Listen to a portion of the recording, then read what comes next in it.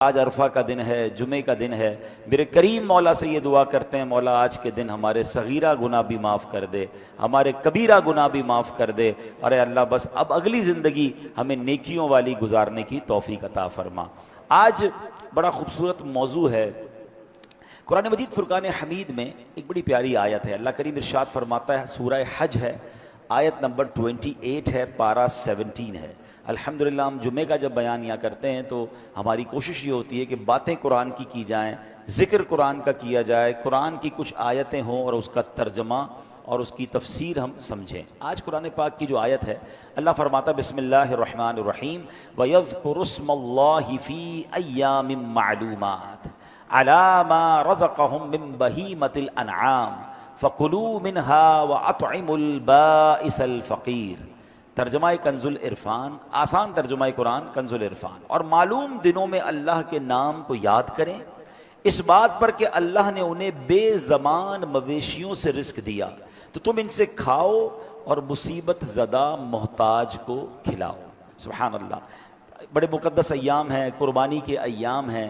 کل انشاءاللہ لاکھوں کروڑوں عاشقان رسول قربانی کریں گے، اور یہ کتنا کمال کا کام ہے کہ نبی پاک علیہ الصلوۃ والسلام فرماتے ہیں ما عمل ابن آدم یوم النحر عملا احب الی اللہ عز وجل۔ یوم النحر یعنی بقرعید کے دن اللہ پاک کے ہاں سب سے پسندیدہ عمل، یعنی کل کے دن اللہ کریم کی بارگاہ میں جو بیسٹ کام ہے، سب سے پسندیدہ عمل کیا ہے؟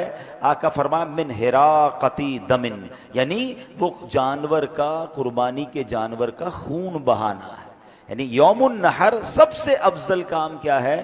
وہ جانور کا خون بہانا ہے۔ اے قربانی کرنے والو آپ کو مبارک ہو۔ اللہ کے نبی فرماتے ہیں وَإِنَّهُ لَيَأْتِي يَوْمَ الْقِيَامَةِ بِقُرُونِهَا وَأَظْلَافِهَا وَأَشْعَارِهَا۔ فرمایا بے شک قربانی کا جانور بروز قیامت اپنے سینگوں، اپنے کھروں اور اپنے بالوں کے ساتھ آئے گا۔ وَإِنَّ الدَّمَ لَيَقْعُ مِنَ اللَّهِ عَزَّ وَجَلَّ، بے شک جب قربانی کے جانور کا خون زمین پر گرتا ہے بِمَكَانٍ قَبْلَ أَن يَقَعَ عَلَى الْأَرْضِ، زمین پر گرنے سے پہلے فَطِيبُوا بِهَا نَفْسًا، وہ اللہ کے ہاں قبول ہو جاتا ہے، اللہ کے یہاں مقبول ہو جاتا ہے۔ بس خوش دلی کے ساتھ قربانی کیا کرو۔ اب یہ دو باتیں بڑی اہم ہیں، قربانی کرنی ہے خوش دلی کے ساتھ، انجوائے کرتے ہوئے، شکر ادا کرتے ہوئے۔ ہمارا بعض لوگوں کا پرابلم یہ ہے کہ چاہے وہ قربانی ہو، چاہے وہ زکوٰۃ ہو، چاہے وہ نماز ہو، چاہے وہ روزے ہوں، تراویح ہو، اس کو بوجھ سمجھتے ہیں۔ ارے بھائی پھر قربانی کے دن آ گئے، پھر اتنے لاکھ خرچ کرنے پڑیں گے، جناب حالات بھی صحیح نہیں ہیں، مگر کیا کریں، خاندان والوں کو بھی دکھانا ہے تو اتنا بڑا جانور بھی لانا پڑے گا۔ قربانی بھی کر رہے، اس کو بوجھ بھی فیل کر رہے ہیں۔ ارے باپ رے باپ، پھر رمضان آ گیا، پھر روزے رکھنے پڑیں گے، پھر تراویح پڑھنی پڑے گی، اچھا سال گزر گیا، دوبارہ زکوٰۃ دینی پڑے گی۔ استغفر اللہ۔ اللہ کے بندوں، اللہ کا شکر ادا کرو، اللہ نے اس قابل بنایا کہ میں قربانی کر رہا ہوں۔ دیکھو غریب پر تو قربانی نہیں ہے نا، جو صاحب نصاب ہے اس پر قربانی ہے۔ آپ شکر اس بات کا ادا کریں، یہ قربانی کس کی یاد میں ہے؟ حضرت ابراہیم کو تو حکم دیا گیا تھا کہ بیٹا ذبح کریں۔ اگر مجھے اور آپ کو حکم مل جاتا تو کہ سب لوگ زندگی میں ایک ایک بچہ ذبح کریں، ہمارا کیا حال ہوتا؟ ادھر تو ٹائم نہیں نکلتا، بچہ کہاں سے دیں گے؟ لیکن ہم اللہ کا اس بات پر بھی شکر ادا کریں کہ مالک تیری مہربانی، ہماری اولاد نہیں، تو نے تو ہمیں جانور ذبح کرنے کتنی آسانی دے دی۔ اور جانور ذبح کر کے بھی یہ نہیں فرمایا سارا بانٹ دو، ہم خود بھی کھا سکتے ہیں، اپنے بچوں کو کھلائیں، دوستوں کو کھلائیں، رشتہ داروں میں بانٹیں، 3 حصے کر لیں۔ لوگ کتنا آسان، تو شکر ادا بنتا ہے یا بوجھ فیل کرنا ہے؟ عبادت جب بھی بوجھ سمجھ کر کی جاتی ہے، جب بھی برڈن سمجھ کر کی جاتی ہے، اس میں وہ برکت نہیں رہتی خوش دلی کے ساتھ، بلکہ بندہ قربانی کر کے سجدہ بھی کرے، اللہ تیری مہربانی اس قابل بنایا۔ اچھا پھر جو آپ نے سنا کہ یہ اس کے بال، اس کی ہڈیاں، اس کا سارا جسم جو ہے، یہ انشاءاللہ قیامت کے دن ہمارے لیے بخشش کا سبب بنے گا۔ ایک اور حدیث پاک میں آتا ہے کہ قربانی کرنے والے کے لیے جانور کے ہر بال کے بدلے میں نیکی ہے۔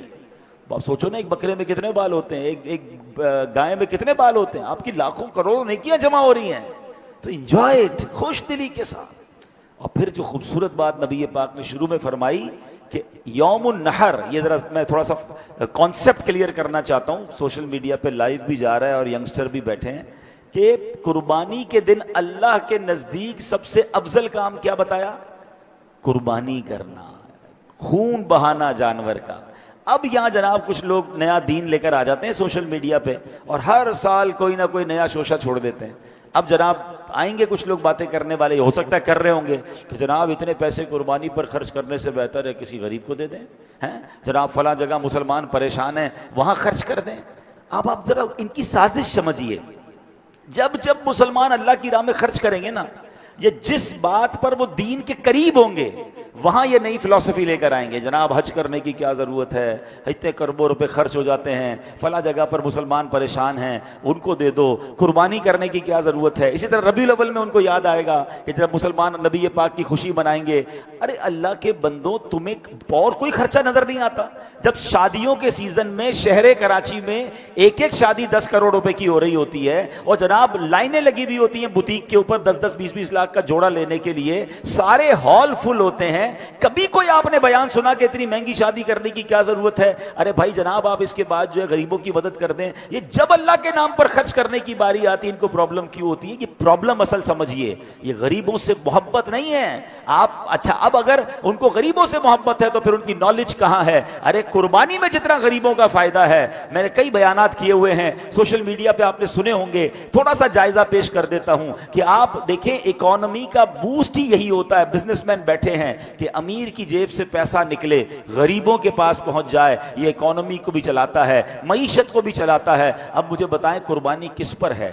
امیر پر ہے یا غریب پر ہے؟ قربانی تو امیر پر ہے۔ امیر کی جیب سے پیسہ نکل کر کہاں جا رہا ہے؟ یہ جو منڈی میں بیچارے جانور بیچ رہے ہیں یہ اربوں پتی لوگ نہیں ہوتے، یہ پورا سال جانور پالتے ہیں، پورے سال کا ان کا خرچہ نکل آتا ہے۔ آپ کی جیبوں سے کروڑوں اربوں روپے نکلا، ان جانور والوں کو مل گیا۔ اچھا صرف ان جانور والوں کو نہیں ملا، منڈی میں ہزاروں جناب آپ کے مزدوروں کا روزگار شروع ہو گیا، چارے والوں کا روزگار شروع ہو گیا، آپ کے محلے میں جانور آئے وہاں چوکیداروں کا روزگار شروع ہو گیا، آپ کے محلے میں چارے بک رہے ہیں ان کا کام چل رہا ہے۔ اچھا سوزوکی والوں کا کاروبار چل نکلا۔ اب کسائی کل کیا ہوگا؟ پورے سال میں اتنے پیسے نہیں کماتے جو ماشاءاللہ ہزاروں لوگ کل پیسے 3 دن میں کما لیں گے۔ اچھا اب آگے چلیے، کروڑوں ایسے مسلمان ہوتے ہیں پورا سال جن کے گھر میں پراپر طریقے سے گوشت نہیں پکتا، قربانی کی وجہ سے ان کے گھروں میں گوشت چلا جاتا ہے۔ صرف اس یہاں پر بات ختم نہیں ہوتی، جب قربانی نپٹ جائے گی اب اس کی کھالیں جو ہیں وہ لیدر فیکٹریز کو جائیں گی، اب لیدر فیکٹری میں کاروبار شروع ہوگا، کوئی جوتے بنائے گا، کوئی جیکٹ بنائے گا، کوئی ایکسپورٹ کرے گا۔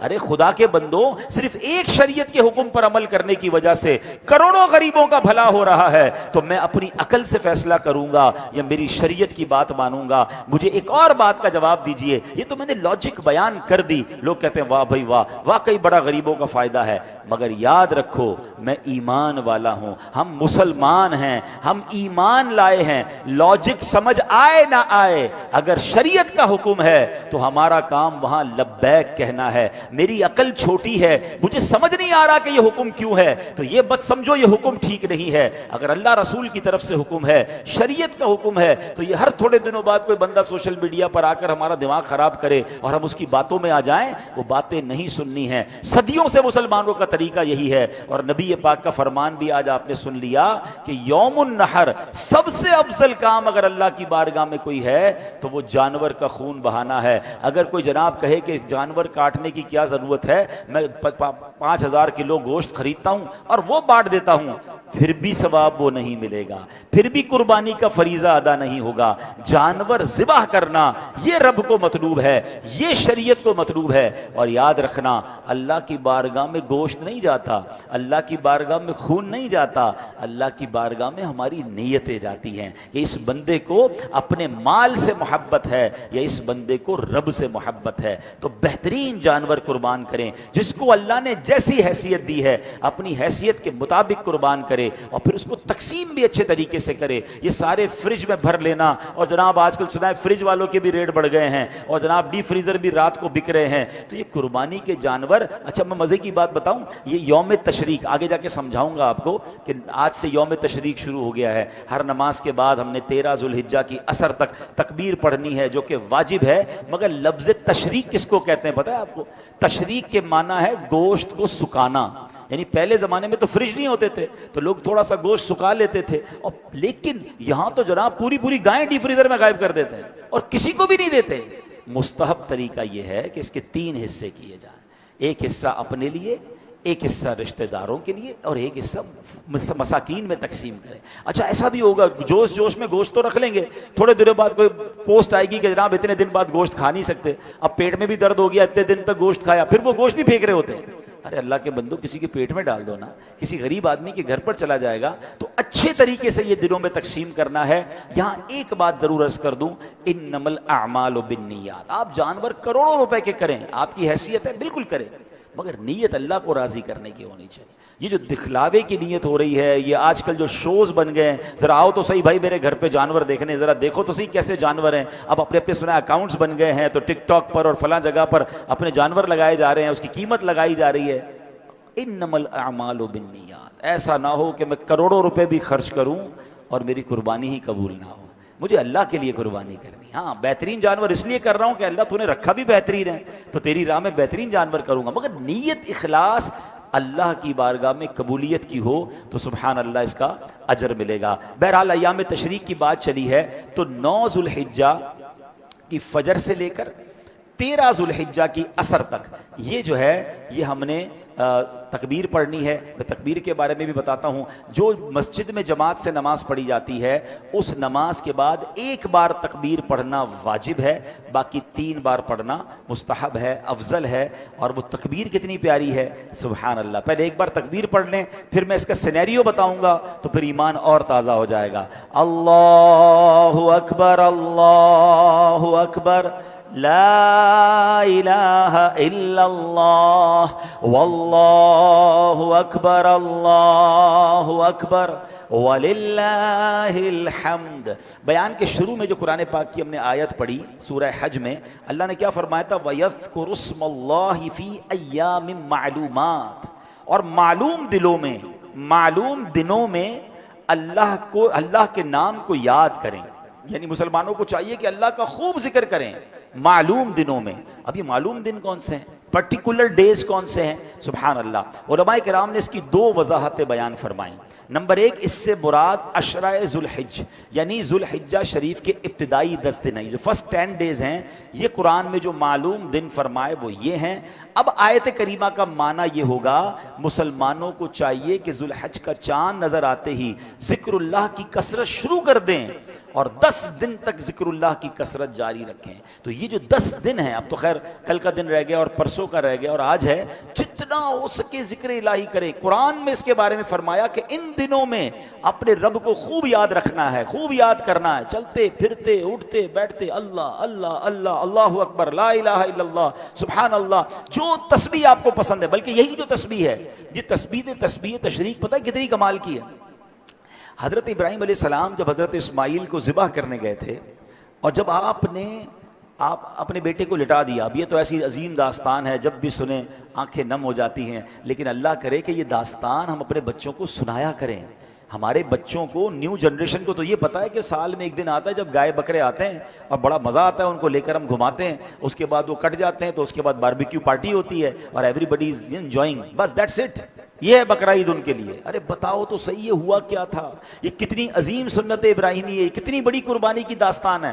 बहरहाल हज़रत इब्राहिम जब अपने बेटे को लेकर गए थे, तो हज़रत इस्माइल की एक रिवायत के मुताबिक 16-17 साल उम्र थी। इस नौजवानी के आलम में बेटा बाप से क्या कहता है कि वालिद साहब, आप अल्लाह के हुक्म पर ज़िबा तो कर रहे हैं, मगर ज़रा मुझे रस्सी टाइट बांध दीजिएगा ताकि मैं ज़्यादा ना हिलूं तो आपके कपड़े ख़राब ना हो जाएं। ए बाबा जान, छुरी ज़रा तेज़ कर दीजिएगा ताकि ज़िबा करते वक्त मुझे कम तकलीफ़ हो। अच्छा अब्बा जान, मुझे उल्टा लिटा के ज़िबा कीजिएगा, मेरे चेहरे को देखकर शायद आपको ज़िबा करना मुश्किल हो जाएगा। और जब ज़िबा कर लें तो मेरा ये लिबास मेरी माँ को दे दीजिएगा, उस बेचारी को तसल्ली हो जाएगी। ये कैसा बाप है, ये कैसी माँ है, ये कैसा बेटा है और ये कैसी कुर्बानी है।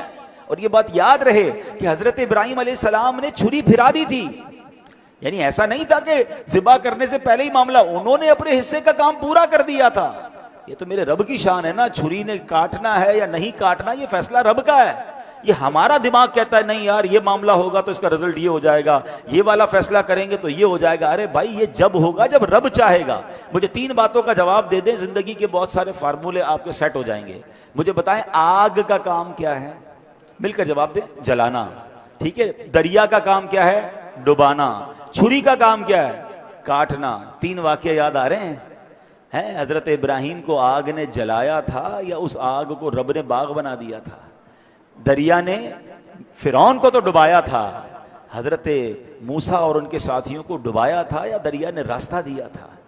چھری نے ہر بار چھری نے کاٹا ہے، مگر حضرت ابراہیم کی وہ تیز کی ہوئی چھری جب حضرت اسماعیل کی گردن پر چلی تھی تو اس چھری نے کاٹا تھا یا رب نے اس چھری کو حکم فرمایا تو اس نے کاٹنے سے انکار کر دیا؟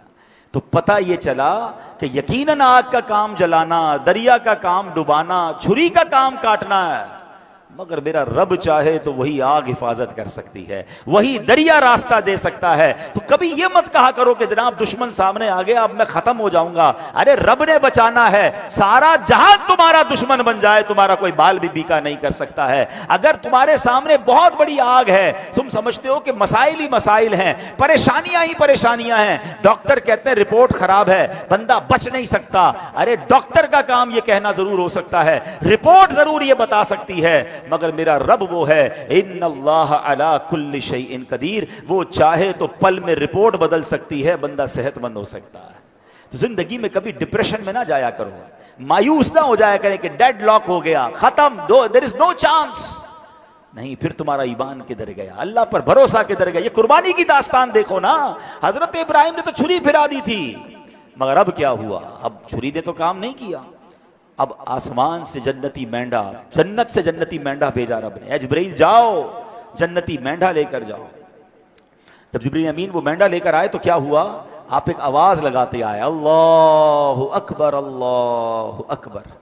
حضرت ابراہیم تو بیٹے کے اوپر تھے، چھری پھرا رہے تھے، آپ نے دیکھا اوپر تو جبرائیل امین آ رہے ہیں، مینڈا لا رہے ہیں، آپ سمجھ گئے کہ میرا امتحان فنش ہو گیا، کہتے لا الہ الا اللہ واللہ اکبر۔ حضرت اسماعیل لیٹے ہوئے تھے تو انہوں نے دیکھا کہ چیپٹر کلوز ہو گیا، لگتا ہے ابو نے صدا لگا دی ہے، میرا بھی امتحان پورا ہو گیا، کہتے ہیں اللہ اکبر وللہ الحمد۔ ٹرائی ٹو امیجن، یہ جو تسبیح ہے نا یہ ویسے بھی پڑھتے رہا کریں، یہ 3 مبارک زبانوں سے ادا ہوئی ہے۔ the first part of that تسبیح، وہ ریسائٹ کس نے کیا تھا، وہ پڑھا کس نے؟ حضرت جبرائیل نے۔ درمیانی تسبیح پڑھی ہے حضرت ابراہیم نے، اور تسبیح کا آخری حصہ پڑھا ہے حضرت اسماعیل نے۔